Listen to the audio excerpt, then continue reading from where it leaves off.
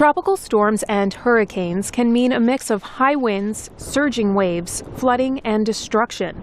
And the U.S.-based National Oceanic and Atmospheric Administration says this Atlantic hurricane season will likely be even more active than usual. NASA is going to study storms by taking to the skies above the Atlantic Ocean. In fact, above the storms themselves. 2 unmanned Global Hawk aircraft will collect measurements so scientists can see how hurricanes evolve.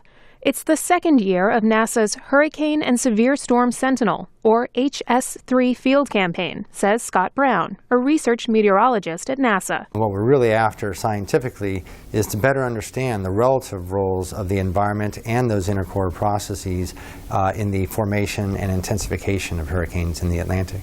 Global Hawks can reach an altitude of almost 20 kilometers, roughly twice as high as a commercial airliner. As seen in this NASA visualization, instruments such as the high-altitude imaging wind and rain profiler allow scientists to gather details about storms from high above.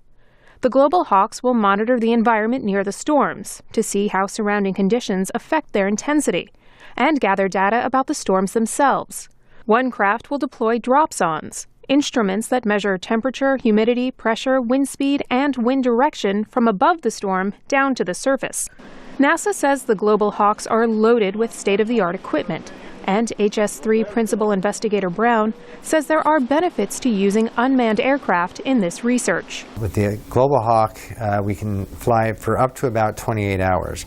And because all the crew and the scientists are on the ground rather than in the plane, we can swap out shifts. And that just means that you can go much farther or stay out over a storm much longer than you can with a manned aircraft.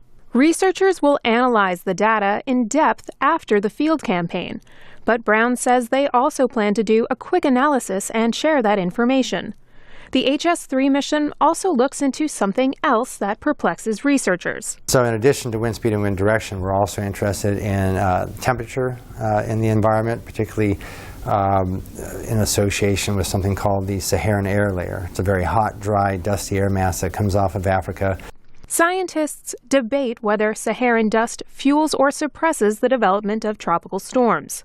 The HS3 mission runs from August 20th to September 23rd. Reporting from Greenbelt, Maryland, this is Suzanne Presto, VOA News.